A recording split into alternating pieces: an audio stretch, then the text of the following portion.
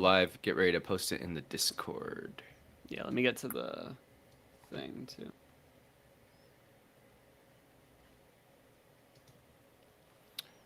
All right, we are live. We are live. Um, for those of you that are joining just now, Matt and I will get started pretty soon. We're just posting our link to the live stream in our community Discord. Thanks for playing. I actually don't know what the link community would it be like. Thanks for playing at discord.gg.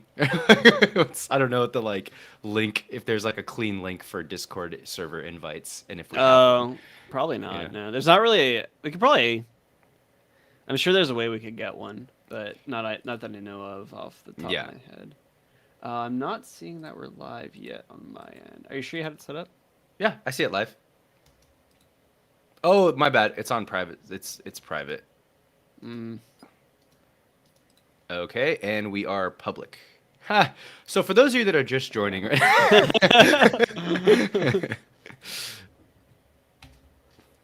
Cool. I wonder what happens. I wonder if that beginning part gets saved in the live stream like Probably VOD. does. Yeah. Yeah, it probably does.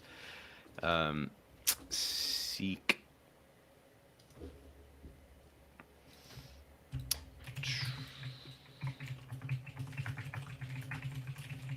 Dope. Yeah, we're live.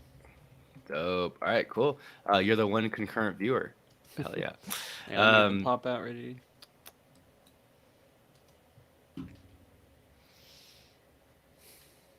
Cool. I feel like this might be a quicker episode, just like I said. Yeah, it is. I know. We're just gonna get into There's not too shit much and get depth out. to it, but Yeah. cool. Okay, cool. For those of you just joining right now, if you are joining within this 30-second or whatever 5-10 second YouTube live delay window, and I haven't seen you yet, welcome to the live stream. We are going to be talking about SpongeBob: Battle for Bikini Bottom Rehydrated, 2020 re-release for the 2003 game SpongeBob: Battle for Bikini Bottom. And we still don't have any viewers, but it's all good. Go ahead, Matt. You can start us off. Yes, sir. Sorry, one sec. Okay, cool. The lighting looks really good in my place right now. It's a shame because you're fucking blurry as hell. I am? Oh, on Al- YouTube, You yeah. always are. You're Yeah. blurry to me too.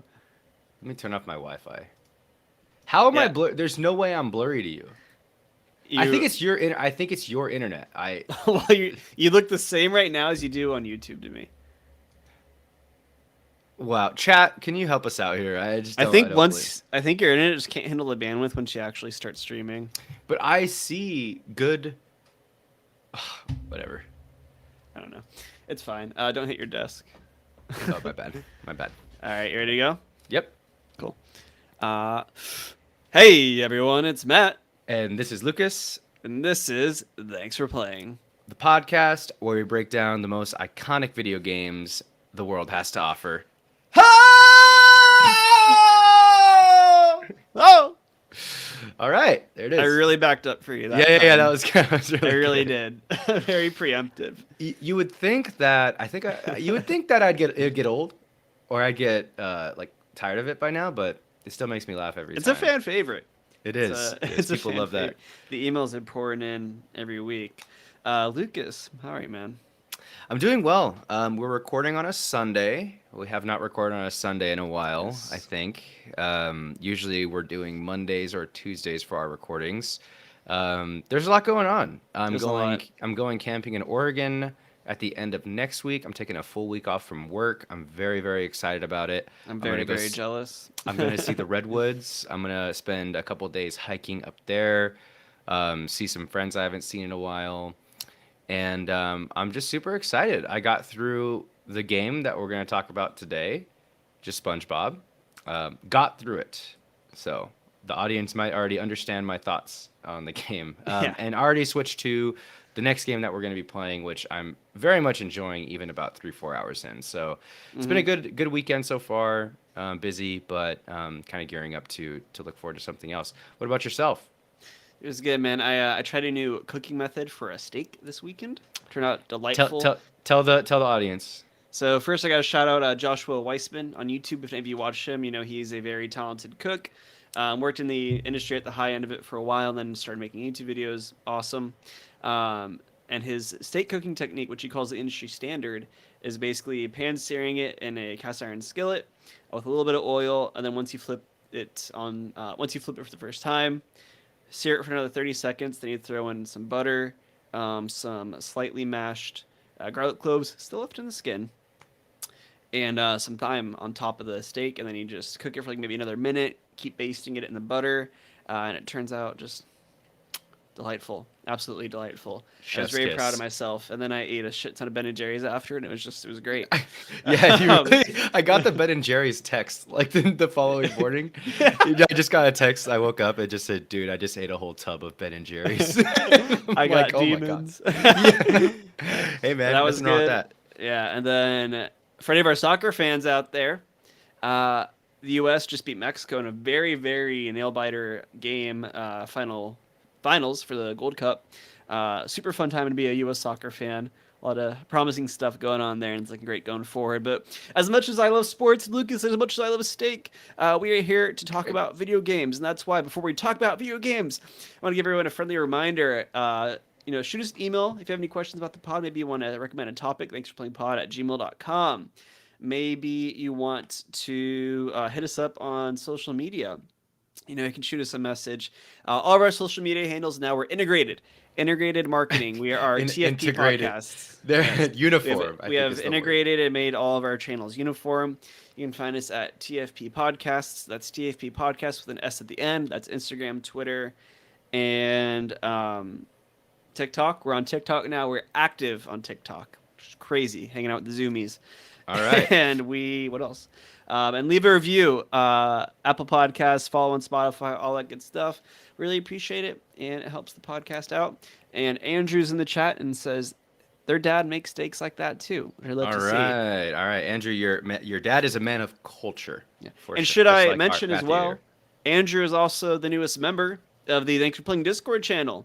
You can find our Discord in our link trees and either our any of our socials really, or you can find the Discord on our website as on the our website. Yeah, we launched a website. Lucas and I had a photo shoot so we could launch a website in Los Angeles last weekend.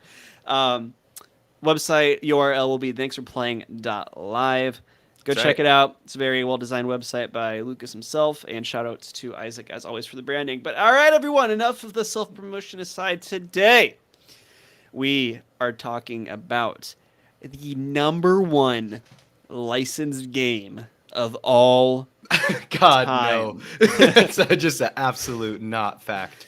SpongeBob Battle for Bikini Bottom rehydrated. Da, da, da. Cue All the right. cue the captain or something. Cue Yeah. the post production video game theme, whatever the video game theme song is here. That's right, everybody. We are talking about the 2020 remake of the 2003 game SpongeBob Battle for Bikini Bottom, developed by Purple Lamp and published by THQ Nordic. Beloved game for its time back in 2003. Kind of hit at the perfect childhood time for many people, including myself and for Matthew. It was like peak SpongeBob, right? Like Peak SpongeBob. cultural relevance wise. Yeah. Well, it's funny because I want to get into this later on the pod, but SpongeBob is still very culturally relevant with all the That's true. SpongeBob memes that are around. But peak TV, Nickelodeon, Dish Network, channel 171 for young Lucas, SpongeBob times, right? SpongeBob Battle for Bikini Bottom has a lot of game design elements from the early eras, from like the early 2000s era.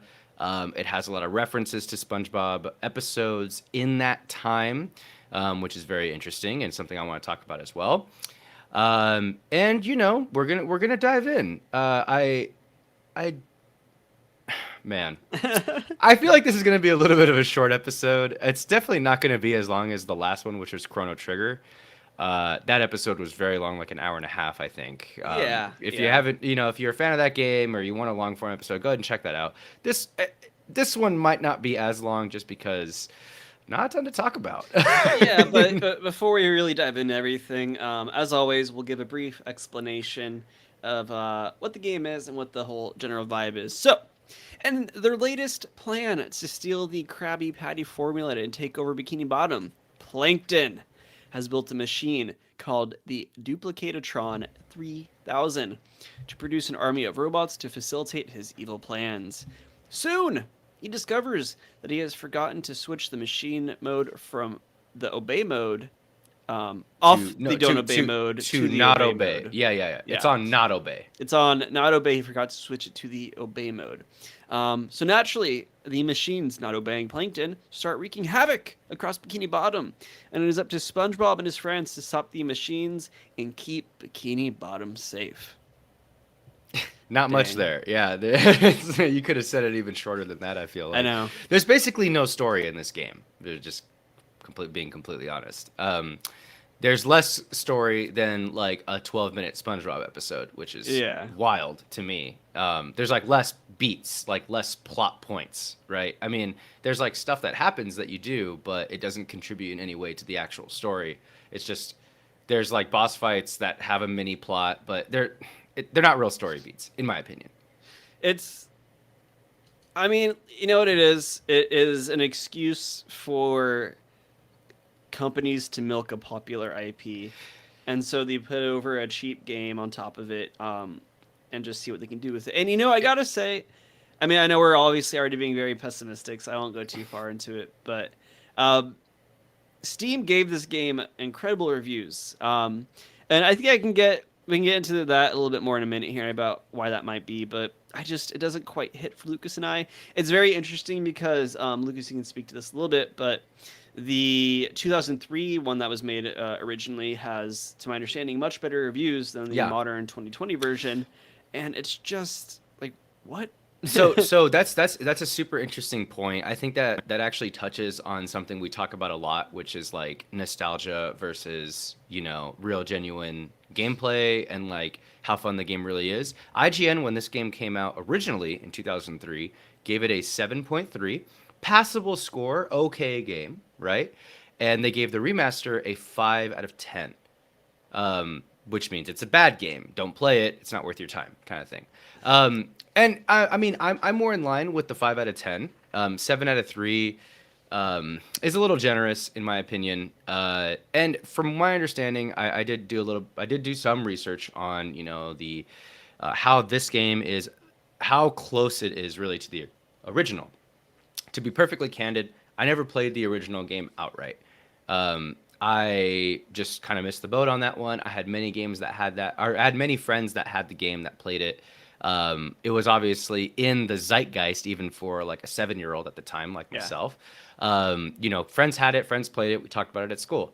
And it was on TV. So I remember the commercials and all that good stuff.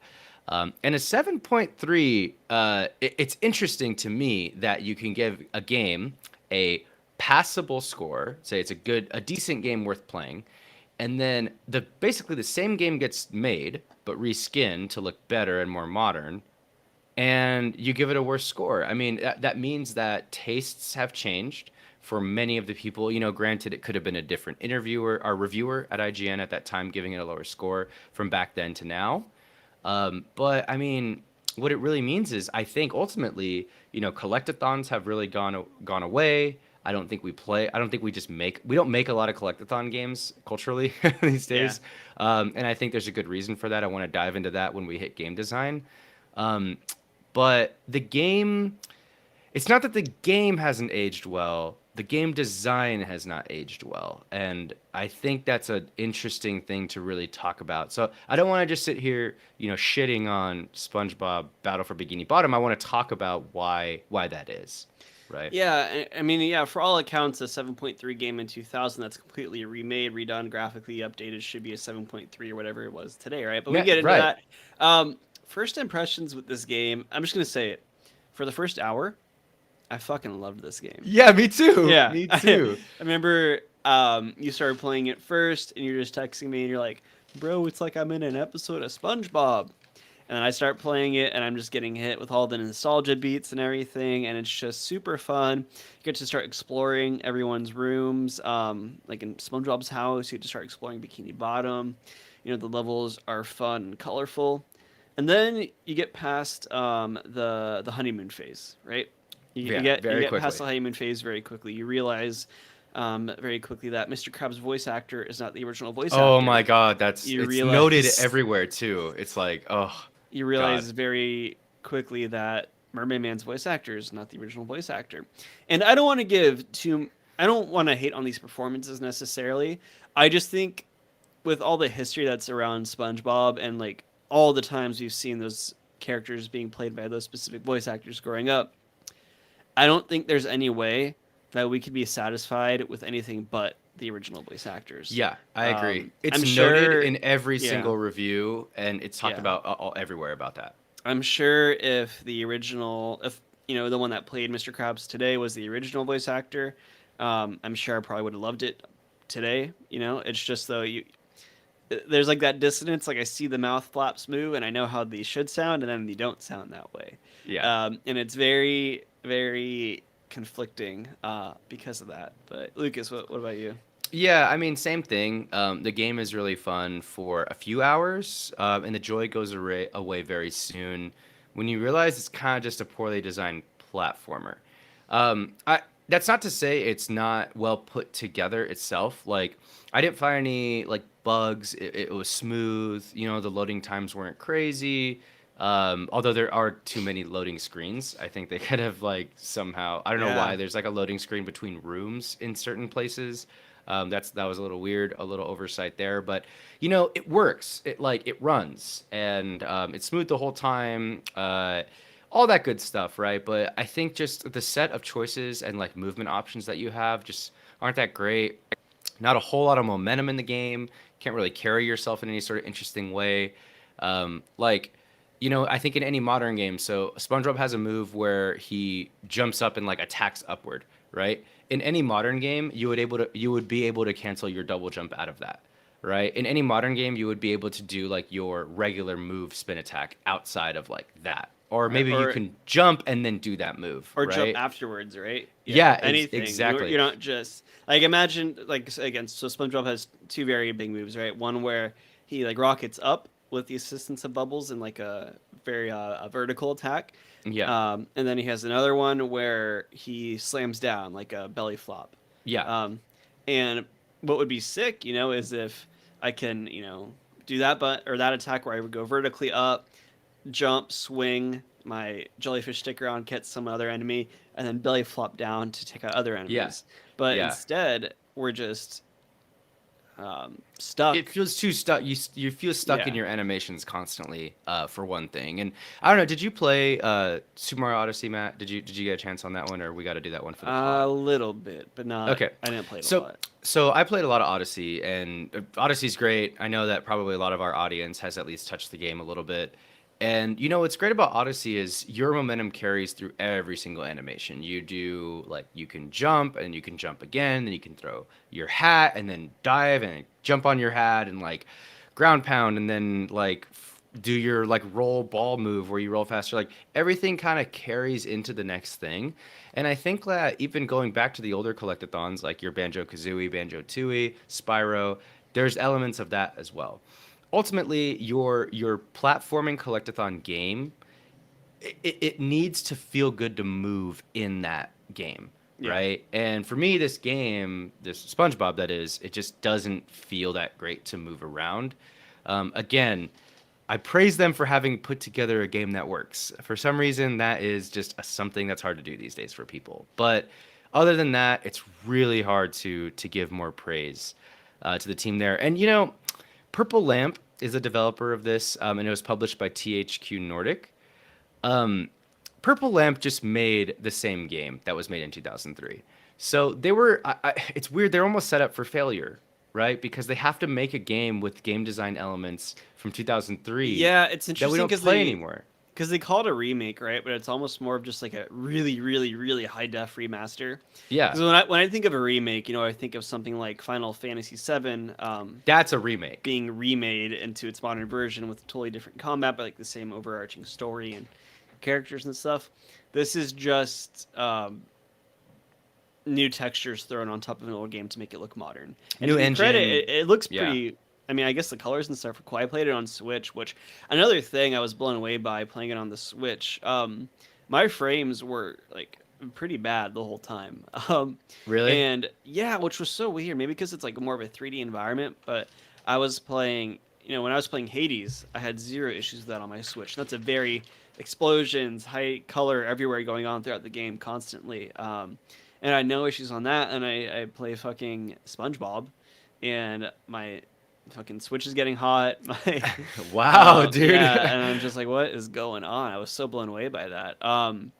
Maybe that was just my personal experience, or maybe I'm overlooking it. But yeah, I almost feel bad for Purple Lamp because I'm pretty sure they're a good studio. I mean, we look at what else they've made. Sea of Fucking Thieves is the Sea of big one. Thieves. So they stick to their guns on the on the Nautical the theme? nautical environment. Yeah, that's so funny. And one was a hit and one wasn't. It's very interesting.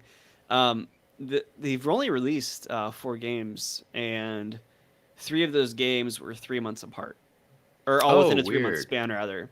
So they released the Guild 3 in September 2017, and then 3 years later they released Misfits in March of 2020. And I'm not at all familiar with this game. And then Sea of Thieves on June 2020, and then SpongeBob on June 2020 as well. Oh, wow. I thought Sea of Thieves came out earlier than that. I felt like it came out earlier than that too. It feels Oh, like I it's been think out they for a made the X. Oh, this is so. I have no idea what they're talking about because yeah, it came out in 2018. I'm not sure what that is. We'll disregard that. But We'll that's do so a weird. retraction or something later because that is We're weird. redacting that. That makes no Yeah. sense. But Huh. point is, I feel like they got stuck with a game that they probably didn't even want to make, and then this is what we got because of it. Yeah, it is a money grab kind of thing. The game, actually is considered to be a pretty big success, I think financially. It does not have great reviews, but the CEO of THQ Nordic, I believe it's Clemens Cruiser, he called Rehydrated a fantastic success due to his sales, and even hinted at potentially developing other games in the future. And I think it's one of those situations where it's just total nostalgia trip. It's buying into it. It's one of those things where like no matter how bad it is, you can make something with Star Wars in it, and it will sell. Like you can make a Star Wars like spin-off book that sucks, and it'll sell. Just like the name itself is money, right? And SpongeBob, I think, has kind of entered that echelon where if you throw his name on stuff, it's just going to work as far as like sales. I mean, I bought the game, right? Like this podcast decided to do the game because we heard about how popular it is. And even the game, the original game, I want to point out, has become a little bit of a cult classic for speedrunners. So that's a very niche like community. That's a very niche like kind of motivation behind playing the game. Speedrunning is a totally different thing. It's not really in line, I think, with like the game criticism space that we occupy. Speedrunning is like, a whole nother thing. And It's its own sport. it's its own sport. I love Yeah. speedrunning. Speedrunning's great. But this game, that is the original SpongeBob Battle for Bikini Bottom, has become a fan favorite. And I think that's really interesting because that could have led to a spike in wanting demand for, or just the demand for Rehydrated as a whole. So I don't know, kind of one of those interesting situations where you have a character, you have an IP that is just so insanely popular. There's a new meme, a new SpongeBob meme every week, and Yeah. there's a speedrunning community. So on paper, an exec would look and go, okay, we need to make a Rehydrated game. It sells a lot. It's a financial success, but to us, just us, our little modest podcast here, it's not a great game. So yeah, lots to unpack there, but that's just how I'm feeling right now. What do you think, Matt? Yeah, it's just not a good game. Just outright. It just saying doesn't work. And I mean, going in, let's just move right into game design, right? The overarching mechanic of the game is it's a collectathon where you're collecting golden spatulas to advance from one area to the next. With each area you advance to, you're acquiring a specific amount of golden spatulas. And collectathons, I think, can be maybe okay as a driving game mechanic. But for that to be a good game mechanic and for it to be a fun game to engage in, you have to make the world itself interesting to engage in. And it's just not interesting here. Yeah. You have maybe 6 variations of robots to fight over the course Like of 10. 10, but like they all go down in one, maybe two hits. If you know, there's no real challenge in there. The second you learn their gimmick, you can take them out extremely easily. The bosses, well, kind of fun just because they're like funny SpongeBob characters, I guess. They're all very easy and not really challenging by any means.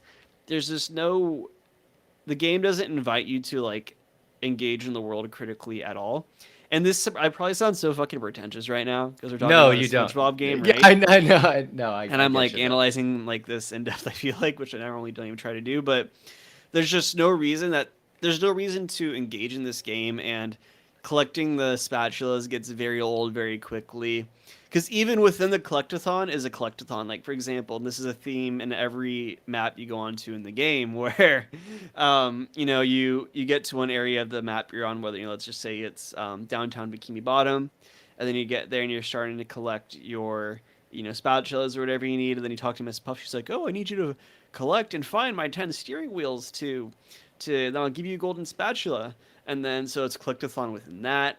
And then Yeah, and yeah. then there's moments in the games and the levels too where you have to unlock giant clams to get like I don't know, for example, one of the other game mechanics is they have fishing lines are used as like bungee rope. So a common thing is, oh, you have to pay 23 shiny objects, which is the in-game currency. You have to pay 23 shiny objects to go Now you and have to collect um, that. you have to collect all those shiny objects. You have to pay them, and then you get the bungee that you can go get your golden spatula. And then, oh, you have to collect 10 socks for Patrick to get a golden spatula. Or, oh, you have to keep giving Mr. Krabs an increasing amount of shiny objects to get a spatula from him. And all it is a platforming game that's a very not exciting world to engage in. The only redeeming qualities and factors of this game is that it is SpongeBob, which I mean is an IP we all love, obviously. Um, but even then, you constantly get taken out of it whenever you hear Mr. Krabs fucking talk. Oh, he's Yeah, SpongeBob, you know. yeah. It's just, Oh, it's so bad. um, and I'm willing to bet that if you and I played this game when we were, because I didn't play this game growing up either myself, really. I knew people that played it, but I'm willing to bet that if we played this game when we were 10 or 12, even maybe we'd have a lot more fun because we're just running around and engaging in SpongeBob's world. But I think when you're older, I mean, I'm 25, you're 26. When you get a little bit older, I think that just doesn't quite cut it for a video game, even as one as set in as fun of a world as SpongeBob As is. yeah, As exactly. not a fun world, but as interesting as a world as it could be for SpongeBob. I agree. Um, I agree. Um, yeah, I kind of have a lot of similar things. I'm actually I'm gonna take your take and I'm gonna take it to the next level. Okay, okay. I'm gonna actually have a full indictment on the collectathon genre. Okay, except for I'd say Super Mario Odyssey and some of those like original 3D Mario games. So Mario 64, Sunshine. Oh man, maybe Sunshine. Collectathons are, I think, flawed in some ways. And here's my take, ladies and gentlemen. I have grown up loving this genre of games. I'm on record loving Banjo Kazooie and Banjo Tooie. Some classics right there. Donkey Kong 64. I think I brought that up a lot. I played that a few years ago. Never got a chance to jump into Spyro, unfortunately. I've played every Mario game. I typically do like your solid collectathon game. Um, but I've learned over the years that I think I like collectathon games for about two-thirds of them. The thing about collectathons is like there's this weird FOMO that happens, and this weird like this this weird mentality you develop when you're playing through level by level, right? Because in a collectathon game, you whatever in SpongeBob it's golden spatulas, in Banjo Kazooie it's jiggies, in Mario it's stars, right? You collect that object in order to unlock the next level, to then play through that level and then collect more of that object, right? The thing is that as you advance to the next level and the next level, they start getting increasingly harder to get each time, and they require more work. The levels get bigger, more complex, the bosses get harder.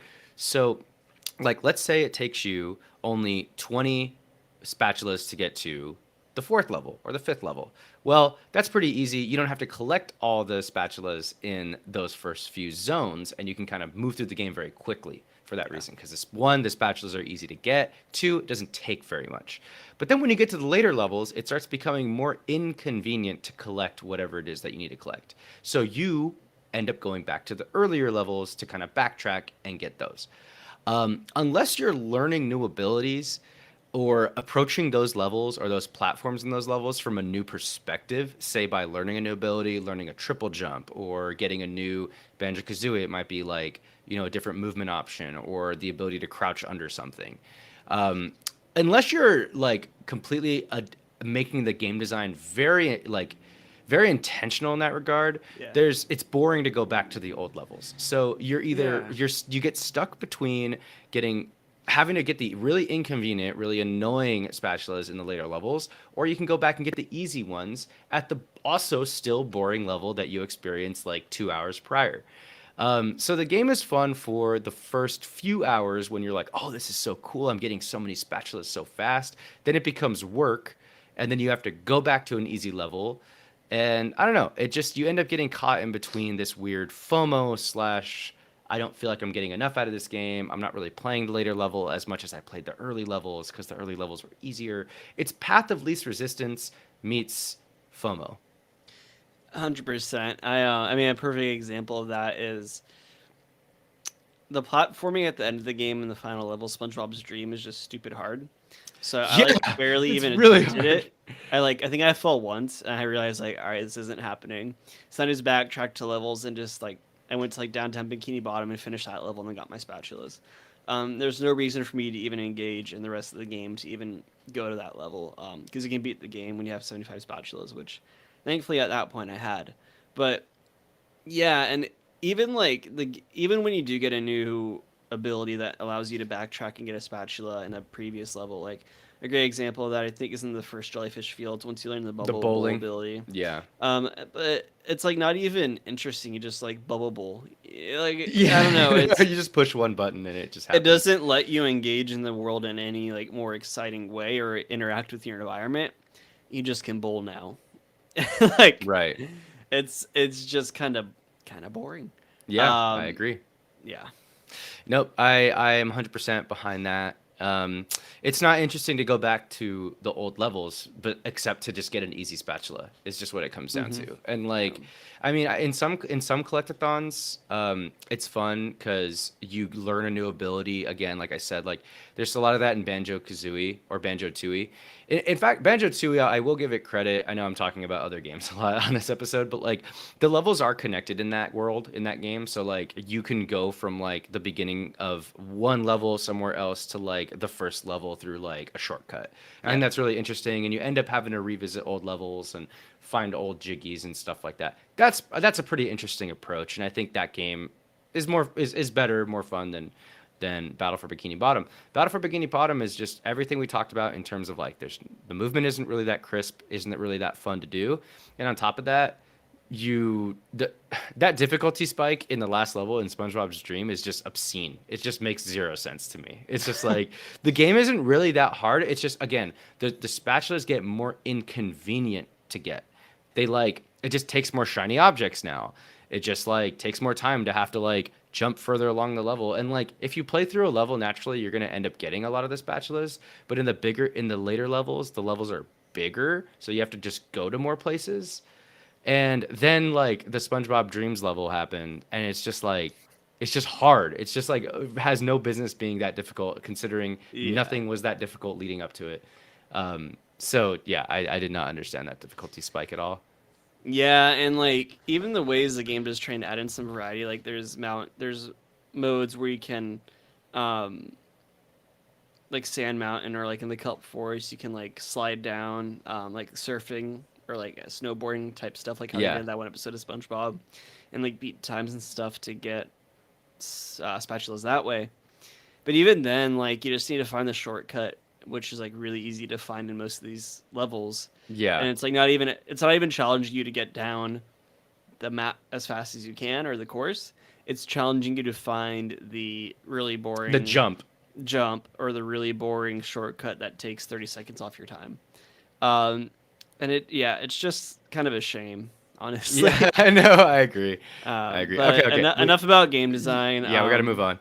art style, Lucas, do you have anything for Yeah, me? I think I'm on record on this one too. Unity engine kind of feels boring to me in a lot of ways, especially when it just looks this game looks like a lot of other games that have come out. And like it I'm not I appreciate what the Unity engine is, and the fact that it's so like ubiquitous and so many games can be made on it, and like it's pretty great in that regard. But it means that everything ends up looking very similar too. So this game looks like, just your typical 3D, like non-stylized game. And like you can't really do that much with SpongeBob anyway. Like you could maybe make a really cartoony looking, fully animated SpongeBob 2D game, like Cuphead or something did, where you're actually like taking the real spirit of a cartoon and then turning it into a video game with like Yeah. full control. That's not going to happen with a SpongeBob game, right? It's going to have to be 3D. It's going to have to feel cell shaded and all that stuff, and thereby making it very like uniform with everything else. So no risk, nothing different from a lot of 3D games. Kind of just looks the same. Not that they could feasibly do anything else. It's just it has to be what it looks like.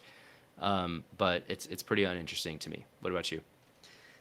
Yeah, it's whatever. I mean, they make you kind of feel like you're in an episode of SpongeBob, which is fun, but other than that, it's just whatever. Yeah. Yeah. Well, I want I to was dive into a my little bit frames more. my frames kept dropping. I don't know why. I was Yeah, really I can't annoyed by believe that. that. That's weird. I played this on SpongeBob. I played this on Xbox One. And it ran great. The loading screens were like really short, and I didn't have any frame issues whatsoever, so that was cool. Um, all right, not a ton for art style. Let's move on to sound design. What do you got for sound design? Um, m- some positives and some negatives. I don't have too much to say as far as the soundtrack goes because it's just kind of just SpongeBob music, which is good.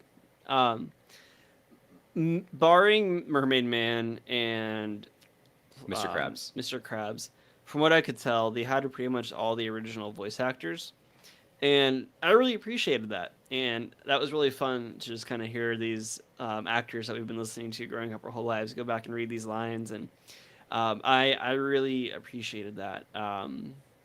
But other than that, like as far as like like the explosion sounds or the sounds when you attack or anything like that, it was just kind of fine, Yeah, yeah, I agree. acceptable.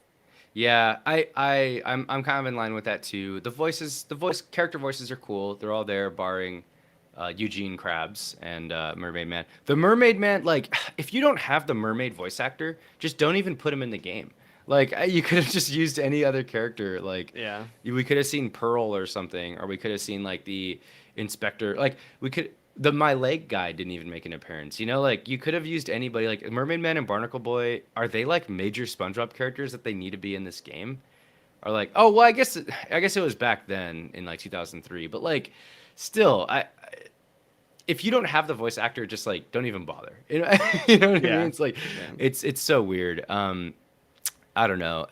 To me, the voice lines for the characters do get repetitive.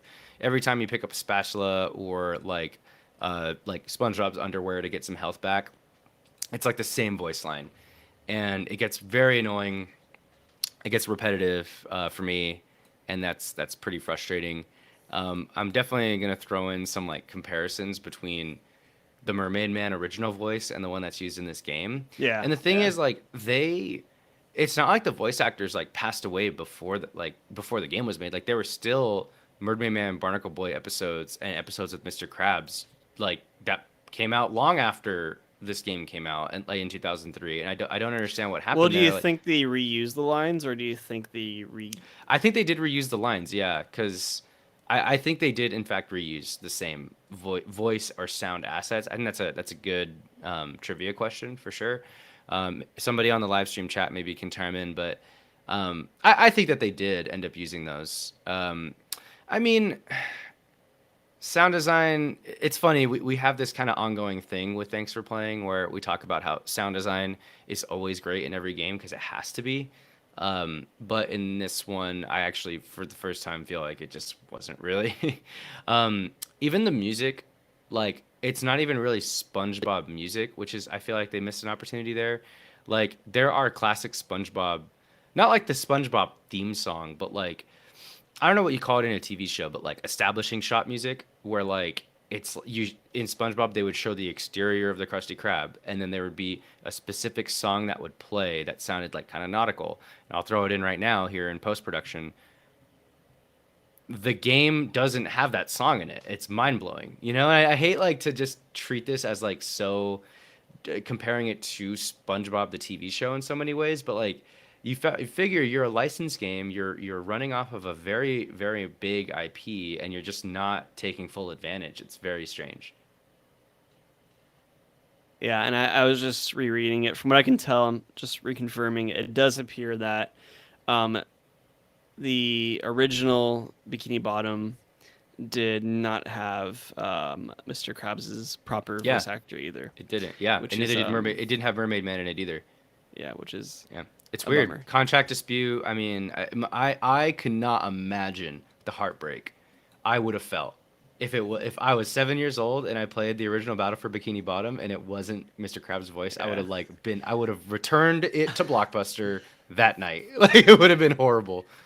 Yeah, I don't know. I'll be honest. I don't know. 7-year-old me would have caught it. I would have. Yeah. For what you would have. I don't know. I probably would have been like, huh? Ah, Yeah. like whatever. No, that's him. That's for Yeah. sure him. Yeah, maybe. There's no way. There's only one. Okay, moving on from sound design. I don't know if you got anything else for that. Do you?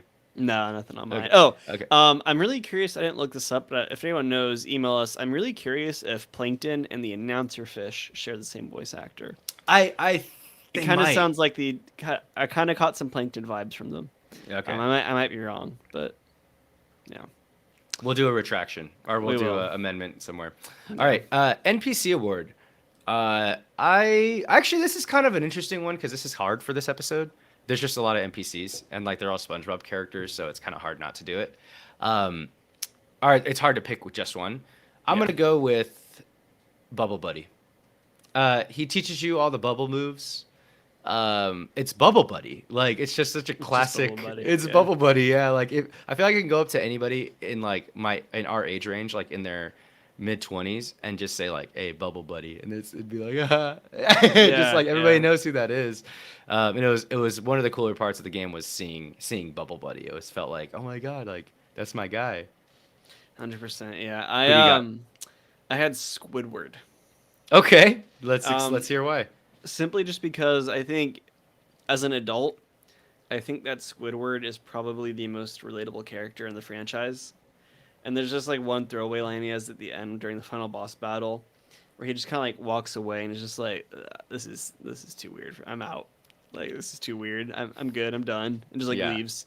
And then he's just like out of the rest of the game, I think. And yeah, I think just as an adult, like if I went back and rewatched older SpongeBob episodes, I think I'd probably agree with him on some things. Yeah, that's kind of that's the modern take on SpongeBob is that Squidward Yeah. was the most honest like representation of adulthood.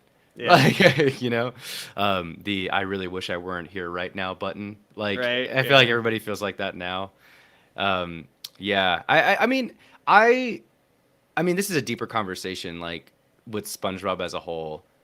Just it being so ubiquitous and like popular to our age range, and like informing so much of our humor and like absurdities and like uses of irony and like it's just I don't know. SpongeBob is so culturally relevant, Yeah. and that's I think why it's so we talk so much about SpongeBob when we're talking about this game. It's just like so innately tied, and all these characters and their attitudes and their voices. It's like that's It's all I don't know. intrinsic. yeah, Yeah. yeah, it really is. It really is. All right, so ladies and gentlemen, for the companion piece pick this week. Now, normally we would pick a piece of media that's not a video game and relate it to the game and pick it for you guys as a recommendation. Today, we thought it'd be fun to just pick our favorite SpongeBob episodes, maybe even go off those for a little while. So, Matt, you want to start us off? Yes, sir. Um, so my favorite episode has to be the Bubble Bowl episode. Classic episode. There's so many good ones. This is one that just stands out. I mean, I don't know, just like the final show, Squidward showing up, Squilliam, all the build up to it, like the practices with like Sandy shoving Patrick in the trombone, I think it was. Just, I love it. I love it. And I don't know. I just whenever there's such like a clear callback in my mind to the scene where Sandy's threatening SpongeBob, or excuse me, Sandy's threatening Patrick rather, and then they go like tussle outside, and you hear just hear Patrick like, oh, and then he just like, oh, yeah, then he just walks I in. love that And part. a fucking dude. tuba, Yeah. not tuba, fucking trombone, and Yeah. it's just great. And he says, whoever's driving a white sedan, Yeah, you left your lights, lights on. No, that's also the classic, is mayonnaise an instrument? Right, Oh, dude, that's such a good one. My favorite moment from that episode is like obviously the bubble bowl itself, like performance, but it's when So like good. the flag twirlers are spinning in the front of the marching band the whole time. And he's just like, Squidward's like, come on, flag faster, twirlers, move, faster, faster, spin, yeah. spin, spin those faster, and they spin, and they just take off, Take off, yeah. and then hit a So blimp, good. and then the blimp explodes. Oh, dude, that's such a classic one. Okay, so my companion piece pick is SpongeBob BC before comedy. This is, I don't know if you remember this one, Matt, but this is like just A classic. it was a SpongeBob like special because like Patrick the Pirate hosted it, I think. And there's like that's the SpongeBob, like the shook caveman SpongeBob meme. It comes from this episode. And that character's name is Spongegar, for those of you that don't remember, or people refer to him as Caveman SpongeBob. Wait, is Super this not the classic time meme. travel one where they go back in past? No, so that one, oh, you know what? So there's two versions of prehistoric SpongeBob. So I'm there not sure I've is- seen the one you're talking about actually. So the one where SpongeBob, you might go ahead and look it up, and I'll let people know what's going on. So SpongeBob, there's an early SpongeBob episode called like SK129 or something like that. It's like it sounds like a code or something like that, and I think I might be able to find it if I'm scrolling here on the episode list. But what that episode is Squidward gets into a time machine and starts traveling to the future, and there's the one where he's like, future. That's like a classic meme too. And then he goes back to prehistoric times and finds prehistoric Patrick and prehistoric SpongeBob. But there is an episode starring prehistoric Patrick and prehistoric SpongeBob called SpongeBob BC, and it's a Patrick the Pirate special. And what happens in that one is they learn how to fry food on a campfire. And like there's a gigantic 2001 A Space Odyssey reference in that episode. It's actually like way advanced for like kids at that age. And that I don't know specifically where the shook caveman SpongeBob meme comes from. I in my head have always thought that it came from the BC episode, but I actually thinking it now, I think it does come from that time travel episode. Yeah, that's crazy. I don't remember that episode. SB129 is the episode where there's time travel. That's in the very first season of SpongeBob. SpongeBob BC before comedy came out later, way later, like years later. Yeah, we got to go back and watch that. Yeah, that was a Those cool one. fans. Yeah. But yeah, I mean, there's so many classics here. Like, I'm just gonna name some episodes from like early SpongeBob, like Hall Monitor, Jellyfish Jam, Sandy's Rocket, Muscle Bob Buff Pants, where he gets the arms to like get huge. Oh god. Suds.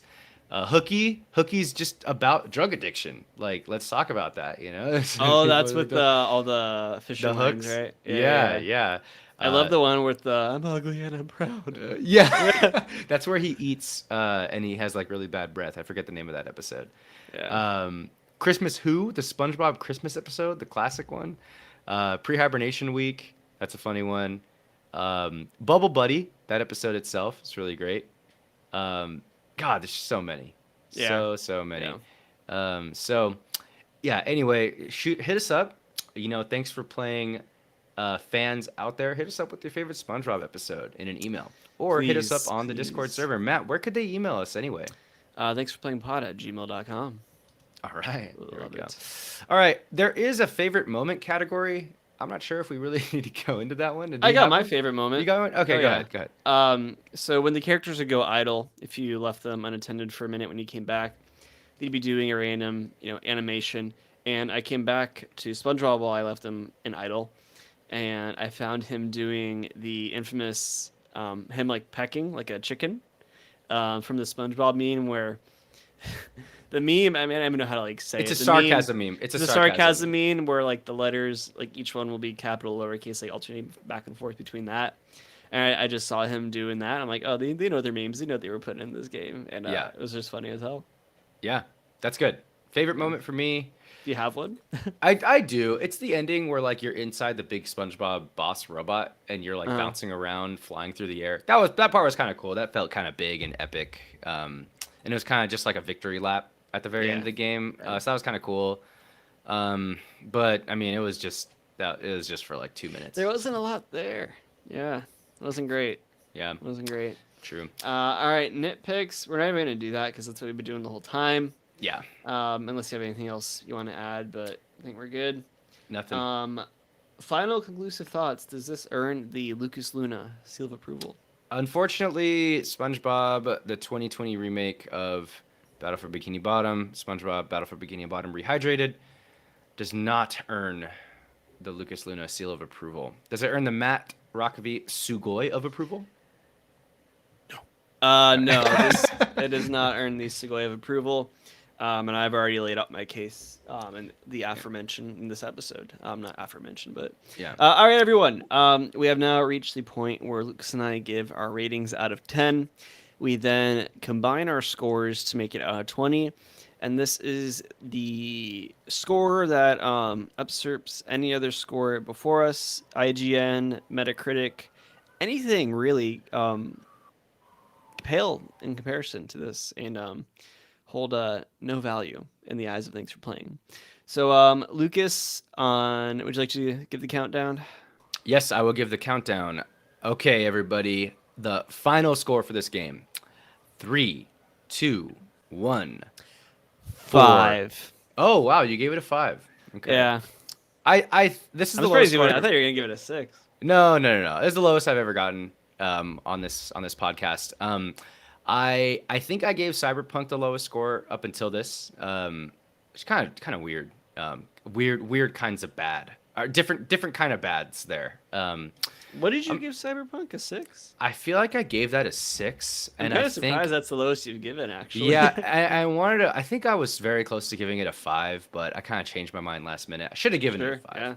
Yeah. But this is a 4. I mean, I think part of it is because I do hold a special place of SpongeBob in my heart, and I feel like they did miss so many opportunities to like, 1, have all the voice actors that needed to be there. 2, like have more SpongeBob references and comedy, and like even the dialogue throughout it. I know I should have mentioned this earlier. The dialogue, it's just shy of being good enough for an episode of SpongeBob. It's not it even doesn't on par feel with like the even SpongeBob episode quality. Yeah, yeah, it it's doesn't. just not the Yeah. quality, and like The jokes like SpongeBob, fall flat. Yeah. SpongeBob and Patrick say stuff they would never say.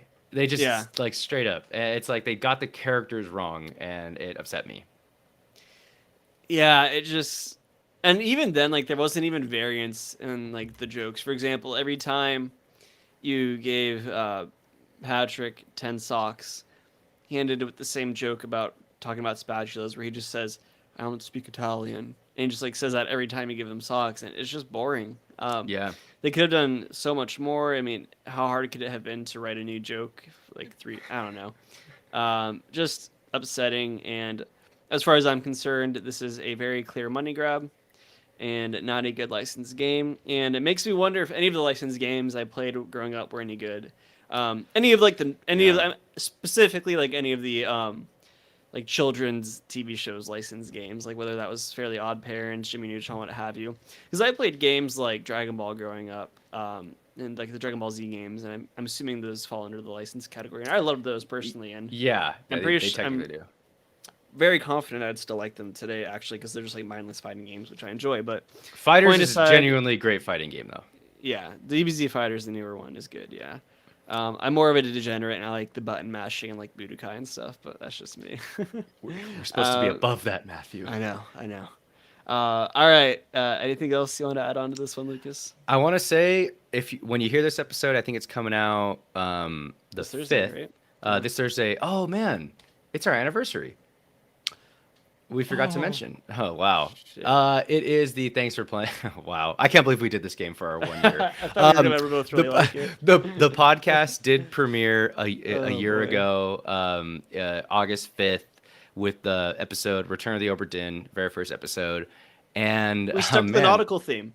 Yeah, we did. There We you did. go. That's Yeah. perfect. Okay. So every year we have to do a sea-oriented video game, Yes. whether it's good or Assassin's bad. Creed Black Flag next year. All right, sick. That sounds great. That's a good game from what I remember. And then maybe Sea of Thieves somewhere down the line. Yeah. But yeah, for those of you that are listening now, throw your favorite SpongeBob memes in the Discord. I would love to see them. I know I've talked a lot about it, but it is just it's we almost communicate so much information through SpongeBob memes, and like so much humor comes from like Shook Mr. Krabs, Sponge Caveman Shook Caveman SpongeBob, Naked SpongeBob, the sarcastic duck like SpongeBob thing. Like, hit us with your favorite. I want to. I need some happiness in my life. Yeah, hit us with your favorite meme. Join the Discord. Hit us with your favorite meme. But yeah, all right, everyone. I think that is all we got today. Everyone, as a reminder, you can find us online on Instagram, TikTok, and Twitter at the social handle TFP Podcasts. That's TFP Podcasts with an S at the end. You can shoot us an email at thanksforplayingpod@gmail.com. You can check out our website, thanksforplaying.live. We're on YouTube. Thanks for playing. Where else? Yeah, and join our Discord. It's a good time. Today's topic was anime. We talked a lot about anime in the Discord today. That was a good time. I think we may have to make a dedicated anime channel in the Discord. Got a bad idea. Which super fun, super exciting. Come hang out. It's a good time. You can find that in the link tree. And as always, if you want to hang out with your good old buddy Matt online, shoot me a follow on Twitter. You can follow me on Twitter at Good Idea Matthew. Lucas, where can we find you? You can find me on Instagram at Good Idea Lucas. But mostly hit me up on the Discord. Message me directly through there. Let's talk, hang out, give us game suggestions, and tell us what to do next. Really. Yes, love it. And again, everyone, thank you for a wonderful year. Thanks for playing. Lucas and I have had a lot of fun over this past year, and we're looking forward to keeping the good times going for the years to come, hopefully. So, everyone, this has been Thanks for Playing. Catch you next time. Skip it up!